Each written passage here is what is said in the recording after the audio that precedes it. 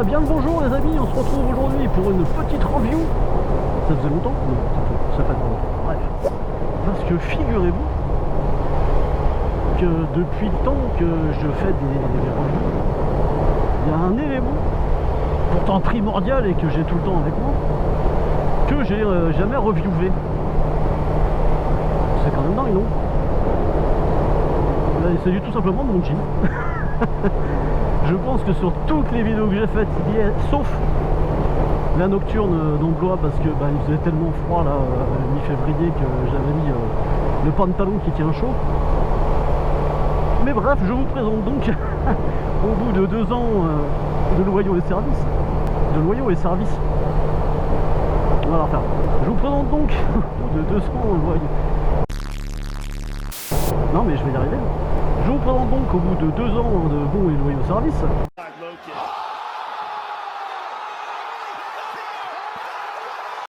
Ce pantalon qui est donc un Furigan X11 Kevlar. Alors qui est plutôt bien, je trouve. Moi au niveau confort ça va. Le seul truc qui est un peu gênant, c'est les protections au niveau des genoux qui ont tendance à être facile à sentir quand on n'est pas sur la moto. Quand on est sur la moto tout va bien, elles sont là pour ça, donc mais quand on porte comme moi ça m'arrive au quotidien, alors je vais au boulot en moto, je vais pas me changer en arrivant, je prends un jean pour y aller, c'est pas pour mettre un autre jean en arrivant, j'essaie de reproduire un peu l'affaire. Les protections qui sont des bonnes protections en D3O comme les dorsales fabriquées également par Furigan, elles prennent un petit, on les sent quand on est en usage quotidien, mais ça va, franchement ça pourrait être pire. Elles tiennent juste un peu chaud au genou. Ce jean a aussi des protections de hanches, aussi en D3O. Et votre petit popotin sera protégé lui par une seconde couche en Kevlar. D'où le nom Kevlar dans l'appellation du jean. Oh, dites donc.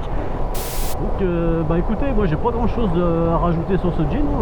Si je l'ai toujours au bout de 2 ans, c'est qu'il est robuste parce qu'il en a pris plein la tronche.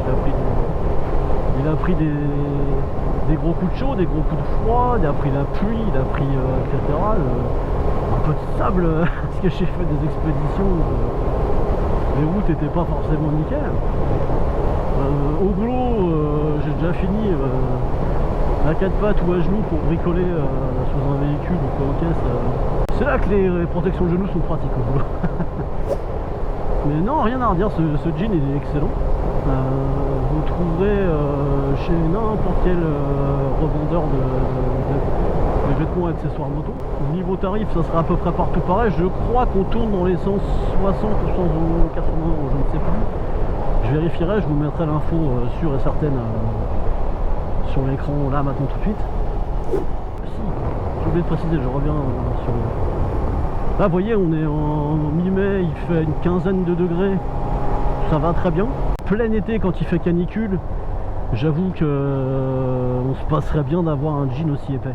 Il y en a d'autres qui sont moins épais sur le marché, qui sont un petit peu moins haut en protection du coup, parce que celui-ci est quand même en EPI, celui-là est quand même classé en EPI catégorie 3A hein, si je me souviens bien, donc il est certifié pour glisser sur les fesses pendant 100 mètres sans être brûlé au 15e degré quoi. Donc ce jean, voilà, moi je le recommande. Il a un petit style en plus, il est bien, il fait. Alors, moi il fait un peu délavé parce qu'il a 2 ans et qu'il est passé un paquet de fois en machine. Et puis qu'il a vu le soleil, il a pu, enfin bref, comme je vous disais, il a vécu quoi. Mais voilà. Comment finir cette vidéo? C'est dingue, je ne sais pas comment finir cette vidéo. À bientôt pour une prochaine review. Et surtout, ride safe.